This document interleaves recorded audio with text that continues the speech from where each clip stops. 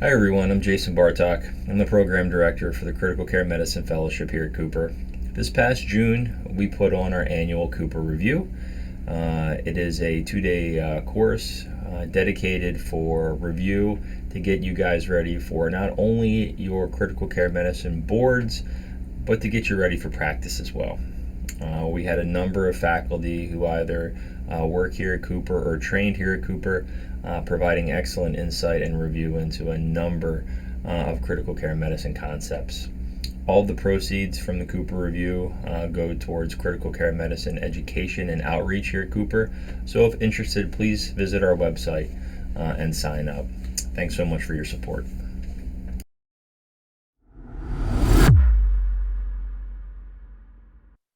Now you should be able to hear me. We are back. Let me get the next talk lined up. So, I'm going to talk to you guys a little bit about portal hypertension. Not because I have a particular love for liver or liver disease. Each year that I do this, I pick a different topic, as part of my own personal approach to refining my practice. As an intensivist, I still believe that I'm responsible for the crown of the head to the tip of the toes. So this year we'll talk portal hypertension. GI disorders, specifically related to bleeding disorders and liver pathology, are very high yield for your boards. I hope you guys enjoy. Okay guys, let's talk portal hypertension. The outline for this talk is going to be discussing cirrhotic and non-cirrhotic causes of portal hypertension. Cirrhosis is so much a part of the intensivist's everyday practice. I think it's important to highlight some of the non-cirrhotic causes of portal hypertension because if I were building exam questions, I would probably place emphasis on non-cirrhotic portal hypertension because it can be easily missed. We'll talk about variceal hemorrhage, spontaneous bacterial peritonitis, and hepatorenal syndrome. So let's dive into the first question. A 37-year-old male with a past medical history of familial hypertriglyceridemia and chronic pancreatitis is admitted to the ICU overnight with hematemesis, melena, and symptomatic anemia. He denies alcohol use, his blood pressure soft at 90/70, his heart rate's 118, respiratory rate 18, and he's saturating 94% on 2 liters. On exam, he has pale conjunctiva, no icterus, normal skin findings. He has a scaphoid abdomen and no hepatomegaly, but he does have a palpable spleen. His hemoglobin 6.9, his hematocrit's 21, and his platelet count is low at 144 with a normal INR. He has a normal liver profile. An emergent endoscopy is done and it shows large bleeding gastric varices that were not amenable to band ligation. Which of the following is the next best step in the management of this patient? A. Conservative management with an octreotide and an omeprazole infusion. B. Placement of a Sensstake and Blakemore tube. C. CT abdomen with IV contrast and interventional radiology evaluation for splenic artery embolization. Or D. CT abdomen and pelvis with IV contrast and IR evaluation for transjugular intrahepatic portosystemic shunting, or TIPS. Whew, that's a mouthful. The correct answer is C. CT of the abdomen with IV contrast and IR evaluation for splenic artery embolization. I'll talk a little bit about this. This patient is actively bleeding from gastric varices that you could not band ligate. So conservative management with octreotide and omeprazole, although you would start those medications, there's no conservative part of somebody who's actively bleeding. So that's not the right answer. Placement of a Sensstake and Blakemore tube. This patient has gastric varices that were not amenable to band ligation. It didn't emphasize that these varices were at the GE junction. Anything outside of variceal hemorrhage at the GE junction or within the esophagus would not be amenable to balloon tamponade, especially considering that balloon tamponade isn't a therapy but more as a hemostasis device in order to get to a definitive therapy. So B is not the right answer. C, CT abdomen with IV contrast and IR evaluation for splenic artery embolization is the right answer because based off of this patient's presentation, they have signs and symptoms for non-cirrhotic portal hypertension likely related to a splenic vein thrombosis. Hence, the normal exam findings not consistent with somebody with end-stage cirrhosis and portal hypertension. and a patient who has a palpable spleen and a history of pancreatitis. Okay, so non-cirrhotic and cirrhotic portal hypertension is what this talk's really going to focus on. Remember that increased pressure on the portal venous system is not always due to cirrhosis, and that's what we're going to touch on to begin. There's prehepatic, intrahepatic, and posthepatic causes for portal hypertension. We're going to drop all these in buckets, and we're going to sort of build our approach around them, and at the same time we're going to place emphasis on a few of these diagnoses to take with us to our exam, right? Because it's going to be hard to remember all of them, but let's focus on the things that are most common and most important not to miss.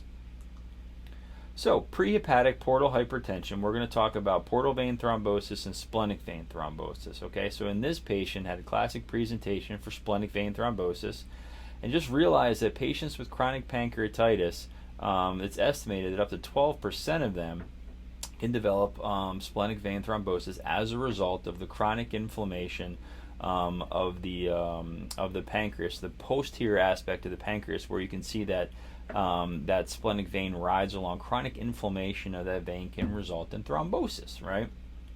And the patients are more often prior to presentation completely asymptomatic and then can develop bleeding. This is left-sided portal hypertension. So in that last answer choice, I talked about TIPS placement. TIPS is not helpful because there's no intrahepatic portal hypertension. So what are our treatment options for these patients? Well, diagnosis is number one. So you take your clinical exam findings and then look for a definitive diagnosis. You can catch this on Doppler ultrasound of the right upper quadrant, showing a dilated and thrombosed splenic vein, which then can have secondary sort of engorgement of the splenic artery. It's not the most sensitive test for splenic vein thrombosis. The best choice here would be a contrast CAT scan of the abdomen.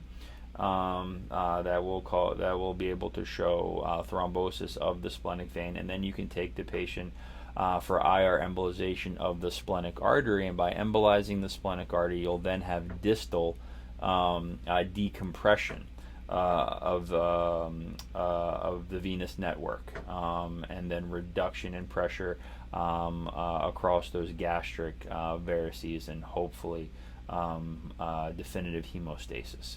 So please don't forget about splenic vein thrombosis. This is a very important concept, both for practicing in the ICU and for your board exam. For portal vein thrombosis, and here we're specifically highlighting NCPVT. I'm sure you guys talk about this all the time on rounds. We're talking about non-cirrhotic, non-tumoral portal vein thrombosis, right? So something not related to cirrhosis and not related to compression by a mass, okay? So again, prehepatic causes of portal hypertension, usually related to a prothrombotic condition. The majority of them, things like factor V Leiden. Commit to factor V Leiden, understand the epidemiology, the diagnosis, and the underlying defect that results in factor V Leiden. It's a very important medicine diagnosis for you guys. Protein C, protein S deficiency, paroxysmal nocturnal hemoglobinuria. Now, this is something that internal medicine loves to talk about. I mean, the worldwide incidence is probably like 1 in a million, or maybe one in 100,000 patients. So it's still pretty rare. As a hematopoietic stem cell defect, chromosomal defect that results in any of a number of anemias, hemolysis, pancytopenia, but sort of due to hemolysis, you have release of microparticles and inflammation and complement activation that then causes endovascular reactivity and thrombosis. In paroxysmal nocturnal hemoglobinuria, one of the reasons I like to hit on it is because for patients who are not recognized and not treated, about 40% of them will develop thrombosis, and it's the number one cause of dying from PNH. So I highlighted it for you guys because as you get ready for your boards, you might as well take a minute to go back and read a little bit about PNH. Pregnancy, oral contraceptive therapy is very common. Antiphospholipid syndrome Now, so there certainly there can be post-surgical inflammatory changes that can result in portal vein thrombosis, and infections that can cause secondary inflammation and portal vein thrombosis. So think about these things about non-cirrhotic, non-tumoral portal vein thrombosis, NCPVT. Awesome. So in these patients who develop this, up to 50% of them can develop esophageal varices as a result of this portal hypertension. There's no randomized controlled trials that sort of guide therapy, but we do have some best practice treatment guidelines to go off of. Obviously in a patient who's actively bleeding, you're not going to anticoagulate them. If they're not actively bleeding, and you can then anticoagulate and work on medicine best practices, target an INR of 2 to 3. Many of those patients will not fully recannulate the portal vein, and may still have persistent thrombosis in the face of anticoagulation. So treat the underlying condition, anticoagulate if there's not a contraindication as a result of bleeding, because once flow drops throughout that portal vein, pressures will build very quickly, resulting in varices. Surgical thrombectomy is not really an option. It's far too invasive. You see that as an option that comes up in a question stem. It's not really done anymore. There are cases of percutaneous angioplasty, and then if you fail conservative medical management, develop portal hypertension, and bleed, TIPS would be an option for decompression. Which of the following diseases is associated with the highest risk of developing cirrhosis? Alcohol, hepatitis C, non-alcoholic fatty liver disease, schistosomiasis, or vinyl chloride toxicity. Now, when we're talking cirrhosis, there's numerous causes of liver disease that result in cirrhosis via chronic hepatic inflammation or cholestasis within the liver, right? You're talking intrahepatic injury causing cirrhosis. Hepatitis C, alcoholic liver disease, non-alcoholic fatty liver disease are probably the most common causes, right? With hepatitis C being the most common cause of developing cirrhosis worldwide. However, non-alcoholic fatty liver disease is probably going to take over all of those in the years to come, so keep that in mind. Less common, you're thinking about things like autoimmune hepatitis, primary and secondary biliary cirrhosis, primary sclerosing cholangitis, Wilson's disease, antitrypsin disease, But some of those you may want to focus on if you feel very confident. But like everything in life, pick a when you think about organ disease and organ injury, pick a toxicity, right? Like alcohol. Vinyl chloride can do it, but it's pretty rare. There's case reports. But think about alcohol. Think about an infectious etiology like schistosomiasis, and then think about a non-infectious inflammatory or autoimmune mediated etiology like autoimmune hepatitis, something that you can learn and build on, in preparation for your exam. Okay, so like you can see this list over here on the right side. There's a ton of them. Schistosomiasis, I think, is an important one. It's not something here in the developed world that we talk very much about, but it's very important worldwide, being the most common cause of non-cirrhotic portal hypertension, right? When we talk about schistosoma, there's 3 different types of schistosoma. You have hematobium, Mansoни, I'm trying to think about the japonicum, right, is the 3rd type. And depending on where you are, the majority of these are going to be coming out of sub-Saharan Africa, but also Western and Central Asia.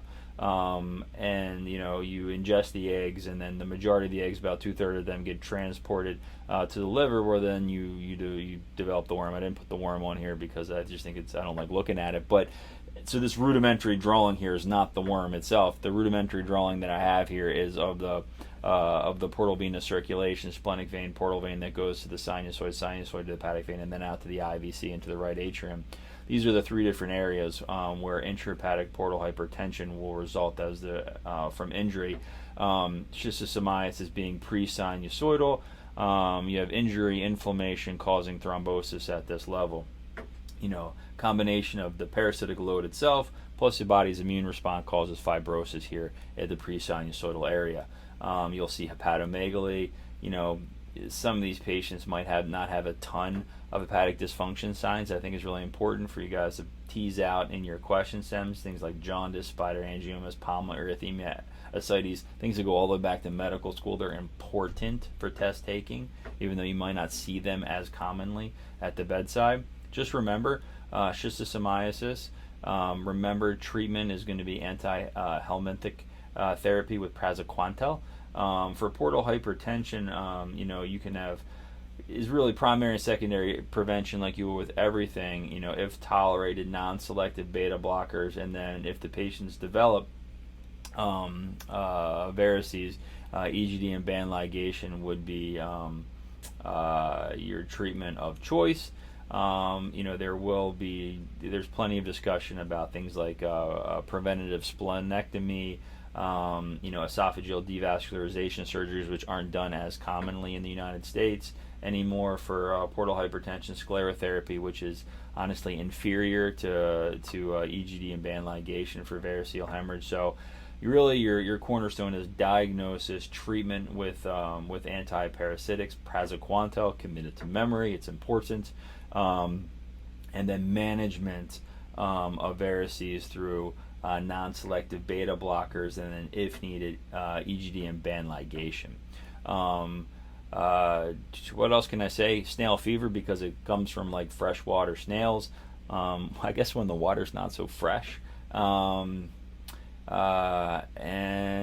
that's pretty much it. So schistosomiasis, think about it not just from an infectious disease standpoint. Think about it when you're thinking about GI diseases and non-cirrhotic portal hypertension. Post-hepatic portal hypertension, Budd-Chiari, very important for you guys to commit to memory in preparation because it has a very high risk of death.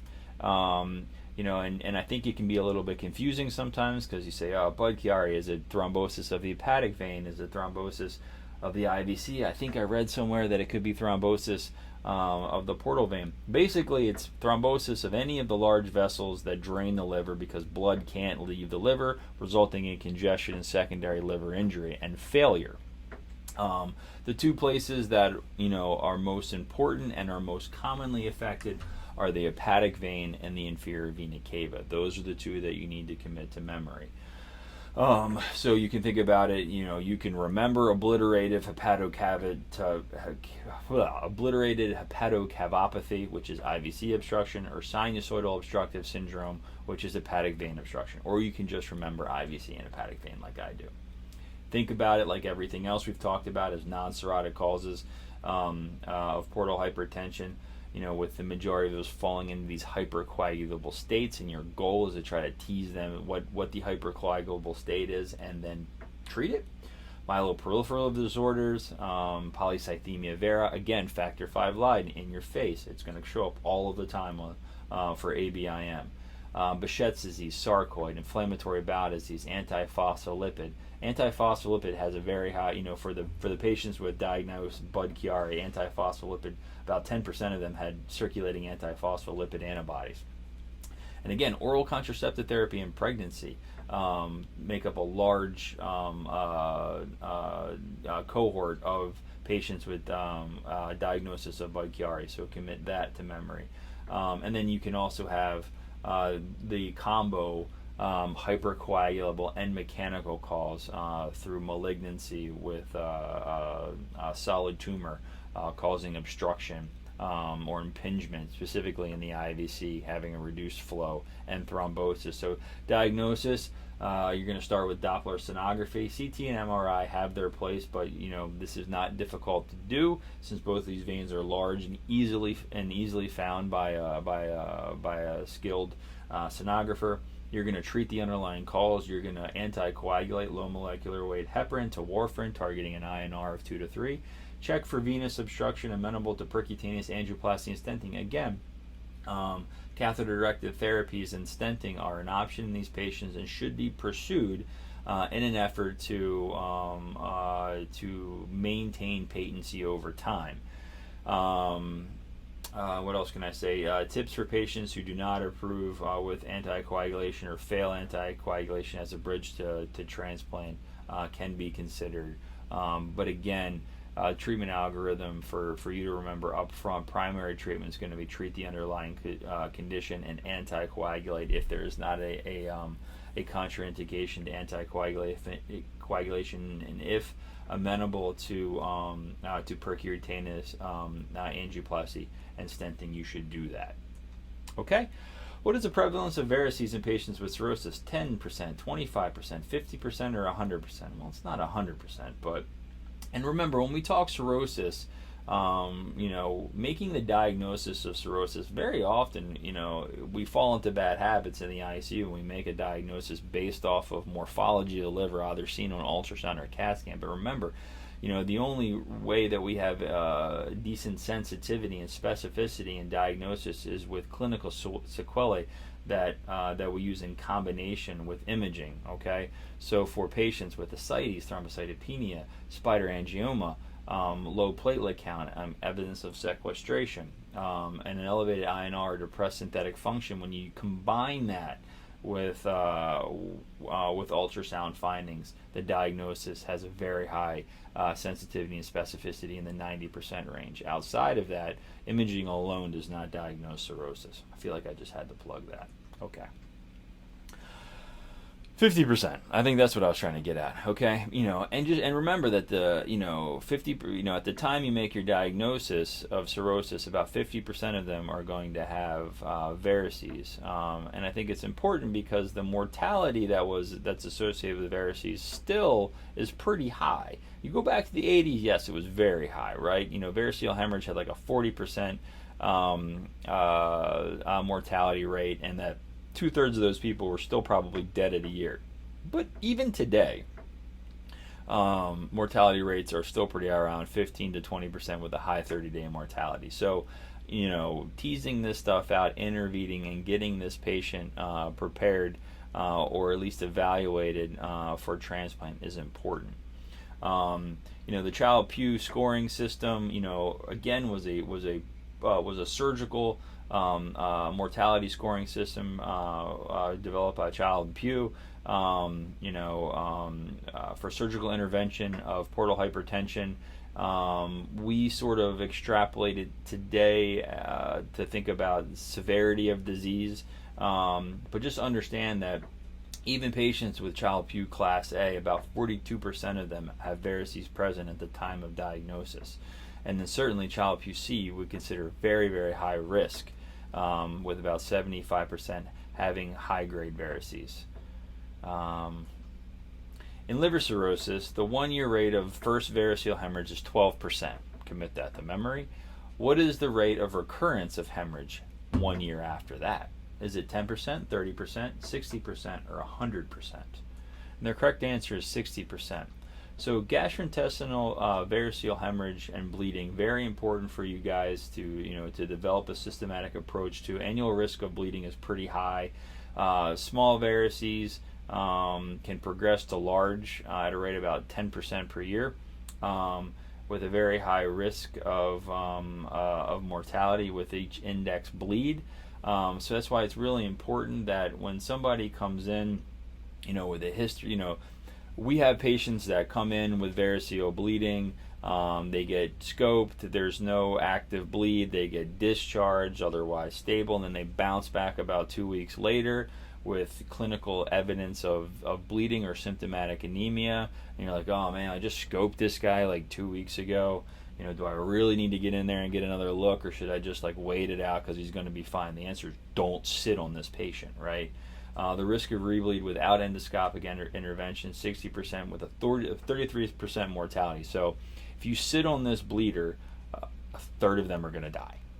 So don't sit on it, get in there, and continue with your systematic approach to variceal bleeding. Portal hypertension is defined as an hepatic vein pressure gradient in HVPG more than 3, 5, 10, or 20. This is a very important concept as well. Please commit this to memory.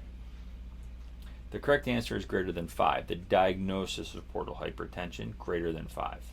Okay?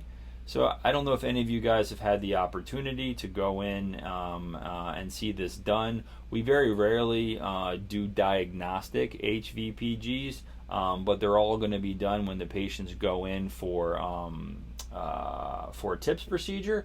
So you'll be able to get that wedge. And then it's very important for TIPS because you'll be able to get a pre-intervention and a post-intervention, so you understand the total overall reduction and whether or not it's going to be successful at reducing that patient's risk for bleeding. Okay? If you guys haven't watched the whole videos, I have a really nice video about how it's done on the New England Journal. I suggest you go ahead and take a look. So hepatic vein wedge pressure, free hepatic vein pressure, will give you the overall gradient. A normal is 1 to 5. Portal hypertension, as I said, is greater than or equal to 6, so greater than 5. Subclinical portal hypertension or subclinical development of varices, somewhere between 6 and 9. Once you get above 10, once you hit 10 and go above, you're going to develop varices. Once you hit 12 and go above, you're going to bleed. That's what I want you to remember. So portal hypertension, 6, right?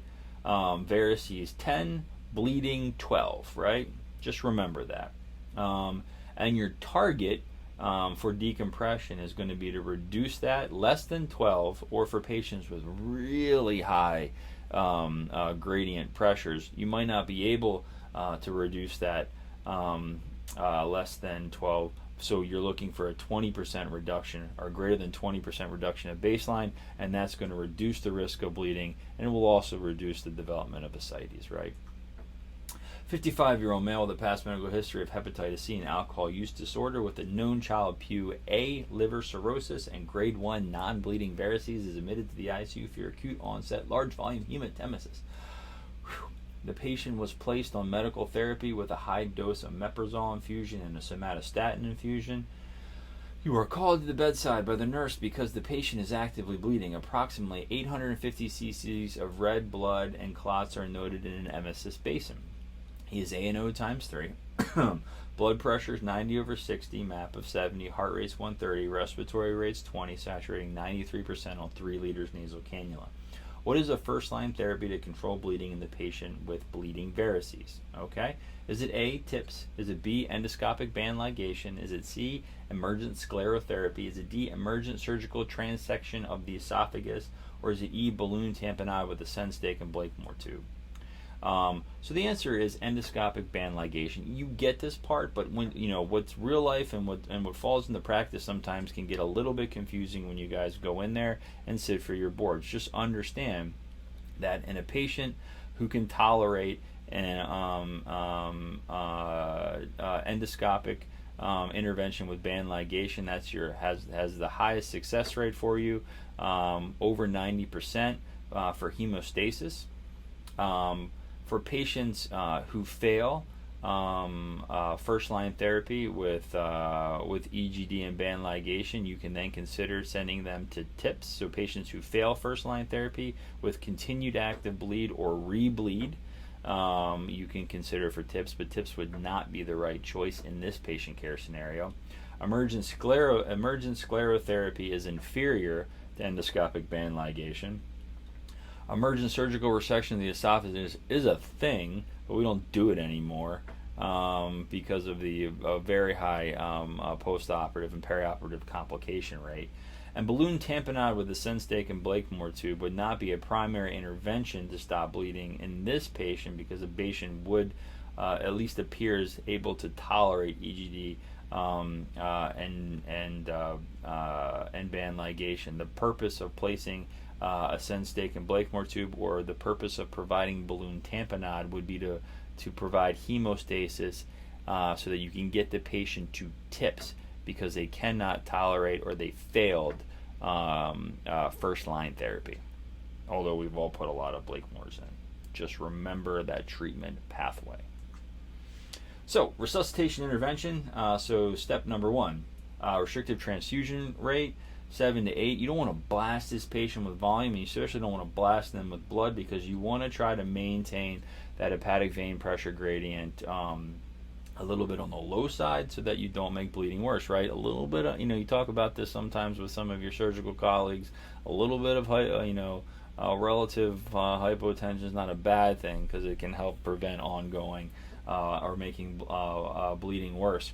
Avoid crystalloids, obviously, from a dilution standpoint, as many of these patients already have diluted coagulation factors. Consider elective intubation if patients are altered, especially if they have hepatic encephalopathy, for airway protection. Fresh frozen plasma and platelets can be considered if the coagulopathy or thrombocytopenia is present and deranged. Recombinant factor 7 isn't really beneficial, so don't give that. Ceftriaxone it would be a first-line therapy in the reduction of mortality because infections are associated with a high incidence of rebleed in patients with variceal upper GI bleeding. So don't forget about the rocephin, as there is mortality benefit. Somatostatin analogs can be used, as well as vasopressin or talipressin, but they're not going to be first-line therapies. Your first-line therapy is going to be esophageal band ligation or esophageal variceal ligation. EBL and EVL are the same thing. Balloon tamponade should only be used when bleeding recurs or when you're awaiting definitive therapy, like TIPS. TIPS is indicated if bleeding cannot be controlled or recurs despite endoscopic and pharmacotherapies. That's pretty much all I have to say about that. Your target is to get that patient scoped within 12 hours. Again, we rarely use things like sclerotherapy. Use of vasoactive agents has been shown to reduce active bleeding, but hasn't really had any translation to all-cause mortality. And please don't forget about the use of ceftriaxone, which is preferred over quinolone therapy. And the reason why we treat is not just prevention of SVP, as many people like to bring up on rounds. It's not for prevention of SVP, it's to reduce the risk of rebleed. Esophageal varices, tips for TIPS, because we've all done TIPS in a lot of different clinical situations and scenarios. What I need you to commit to memory and for knowledge prep is that from a guideline standpoint, for esophageal varices is for active bleeding varices who fail first-line therapy or recur despite optimized therapy. For gastric varices, TIPS should be considered in patients with whom hemorrhage from the fundus cannot be controlled through endoscopic means and optimal pharmacological and endoscopic intervention. So for both of these types of varices, try to get at it by EGD and banding. If it fails and you've optimized them medically, then you can take them for TIPS. Remember that there are contraindications to TIPS, like heart failure, pulmonary hypertension, sepsis, and biliary obstruction. The two most important ones to consider would be heart failure and pulmonary hypertension, as TIPS will then result in flow diversion, which can worsen pulmonary hypertension and worsen heart failure, which is why it's contraindicated. All right, last couple of slides. Spontaneous bacterial peritonitis, very important for you guys to remember, has a very high associated mortality. Patients are going to present with ascites, fever, abdominal pain, altered mental status, hypotension, but remember they can also be asymptomatic. So I can think about a handful of patients that I've made a diagnosis of spontaneous bacterial peritonitis on, and I can probably only think about one of them that actually had symptoms. Remember the acidic fluid analysis, polymorph for neutrophils greater than or equal to 250. The most common bugs are going to be E. coli, strep species, and Klebsiella, which is why third generation cephalosporin is your go-to medicine. For your boards, it'll be cefotaxime, although I don't know anybody who carries cefotaxime on formulary, but just remember cefotaxime. And avoid quinolones due to resistance. Think about albumin administration, as giving albumin up front reduces the risk for developing renal failure, which is a major contributor to mortality in patients with cirrhosis, and portal hypertension. So if the BUN is greater than 30, the creatinine is greater than 1, or the total ability is greater than 4, treat with 1.5 kilos up front, and then 1.5 grams per kilo up front, and 1 gram per kilo on day 3. Your goal is to get this albumin in the patient within 6 hours of making that diagnosis. You can consider prophylactically treating patients if they have a previous history. Don't forget to discontinue the propranolol. I like that one in the setting of of active infection. This commonly gets missed on the floors when patients are escalated to the ICU. And just remember something else: chest tubes are contraindicated in patients with hepatohydrothorax, as you know, as part of the guidelines, the practice guidelines. Hepatorenal syndrome, which we're going to end with, portal hypertension with ascites. So about 40% of those patients will develop hepatorenal syndrome at 5 years. Has a very high mortality rate associated with it. And I think we understand the underlying pathophysiology is portal hypertension, resulting in the release of splanchnic vasodilators, which results in sort of distributed physiology with high cardiac output, low SVR, and then a reduction in glomerular filtration rate. Most patients will die within weeks of you making this diagnosis. There's two different types. Yes, there's a type 1 and a type 2. Type 1 is very rapid, very, very bad. Type 2 can be a little bit more progressive. I don't know that you need to necessarily commit type 1 and type 2, but make the diagnosis, understand the severity of illness linked to that, and be prepared to treat. So treatment is going to be maintaining renal blood flow. So in the ICU, you can use vasopressors. You could use norepinephrine to target a rise in mean arterial pressure, at least 10 millimeters of mercury above wherever you met them, where they're having kidney injury, and then treat them with albumin 1 gram per kilo per day for 2 days.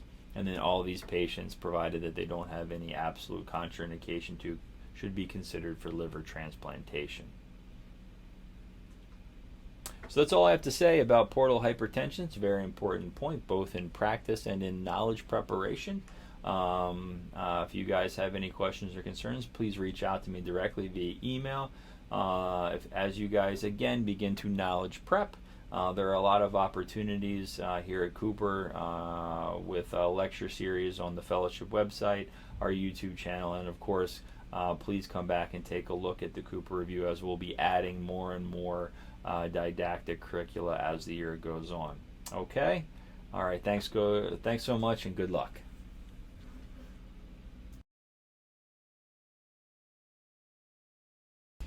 All right, super. You guys hear me okay? We are back in studio. We are doing okay time-wise. I would like to do a couple of questions with you guys, if that would be okay. And then we'll try to take a 10-minute break, because I know everybody's doing their best to pay attention on Saturday, when at least I look out the window and it looks like a pretty nice day outside. So thanks for hanging in there with me.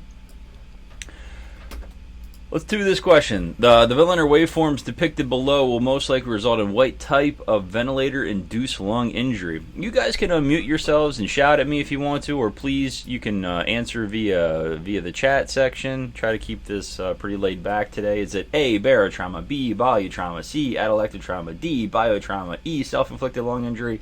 And I guess I could have put F in there as the forgotten trauma, which is myotrauma. Or diaphragmatic dysfunction. So what do you guys think? I have 1 C, atelective trauma, 2 C, atelective traumas, 3 C, atelective traumas. 3 is enough for me to move on to the answer choice. And you are correct, atelective trauma. So, it's not the best picture in the world. I pulled that off of one of the patients up in the ICU. Got a little bit of glare. I apologize. This patient's on bivent, or airway pressure release ventilation. And if, one of the very important concepts that I think is missed when it comes to managing airway pressure release ventilation, I don't know how high impact this would be from a board standpoint, but I have to admit that both respiratory therapy and intensivists nationwide can tend to be a little bit uncomfortable with the utilization of airway pressure release ventilation, especially in patients with severe acute lung injury and really poor compliance. And as this is sort of both a pressure, you're setting pressure and time. In these patients, you're at high risk that if you don't set your time variables appropriately, that the patient could fully exhale. As the point of airway pressure release is to recruit lung units and improve compliance over time through lung recruitment. In this patient, you can see in the flow diagram that the green scalar in the middle you can see flow returns to baseline, almost looking similar to what you would see for flow returning to baseline in somebody in a pressure control mode, where you would expect, based on the ID ratio, flow to return to baseline. In airway pressure release ventilation, flow should never return to baseline, right? Because if you prevent if you allow for exhalation to be long enough for flow to return to baseline, it will result in de-recruitment of the lungs, the exact opposite of what you're trying to target, and then putting that patient at risk for developing atelectasis trauma, right? And this is something that Dr. Dellinger touched on. It's something that Dr. Damath touched on. It's something that I will re-emphasize with you right now. You can see, based on this diagram at the bottom, the expectation for measuring peak expiratory flow pattern, and then trying to target the expiratory limb to 75%, based on animal models, would be the optimum target. You definitely don't want it to drop below 50% of the peak expiratory flow, because then you're looking at the risk for de-recruitment, right? So paying attention and setting your T low, right, to make sure that the T low, the exhalation part of your dump, isn't too long to allow for full exhalation. I feel like I gotta plug this, it's board review. Committed to memory.